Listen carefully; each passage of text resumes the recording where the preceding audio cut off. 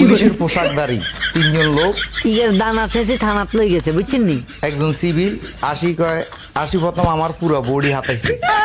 এ গোড়া বডি আতাই কেন শুয়ারি গোড়া দুগা ছাড়া কিছু হয় না, হে দুনুকারে বালা করে শেষে দিছে বুঝছেন নি।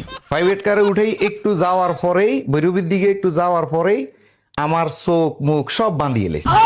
বাবুরে কেন জঙ্গলের ভিতরে বড়ি কেন আচ্ছা তোর ফেড়ি কেন এত শুয়ারি গোড়া টোড়া কেন সব নেটওয়ার্কের বাড়ালে চলে গেছে বুঝছেন নি। ফেসা আলাইছে, ফেসাইয়াই আমার মাইরের শুরু। এ বাবুরে রেসলিং খেলার ভিতরে যে কুন্না মারে, হ্যাঁ এই যে চেপে কে এ গোলাম মঈনুদ্দিনের কেন জীবনটার টানা টানা করিয়ে লাইছে। সেই লোকটার হাতে যে রাইফেল ছিল, ওই রাইফেল দিয়ে যে বাড়ি দিছে।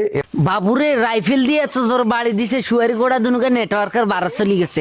এখন গোলাম মঈনুদ্দিন কেন চিন্তা করতেছে এই শুয়ারি গোড়া কোনায় জেলে আইব, মনে লক্ষ্য আইলে আইব। এখান দিয়ে বসে রয়েছে, এরপর গলার তল তলার তল এগুলা দিয়ে অনেক মারছে। এ বাবুরে গলার তলার তলে দি কেন এসকাই সুরি কেন ফুটকি লাল করে দিছে বুঝছেন নি। এখন আপনার করে দেখানোর মতো হে অবস্থা নাই হাতের। যাই হোক, পরে আমাকে ওরা মাইদুরি করছে আর আমি কইতে পারি না। এ জীবনও কথিয়ে না এত পরিমাণে মারব কেন, তোর গোষ্ঠী সহ কেন মারি তামা তামা করিয়ে লাইব, অনবালা আছে ভালো হয়ে যায় বুঝছেন নি। তখন আমি বুঝি গেছি যে আমাকে ওই দলের লোকে পাইছে যারা আমাকে শত্রু ভাবে। আমার মরণ কালে কেন ছত্রিশ ডাঁটি গিয়ে হিসকে দিয়ে ঢুকে দিয়েন বুঝছেন নি, কিলে অন তা ছিল না এত ফিডে না।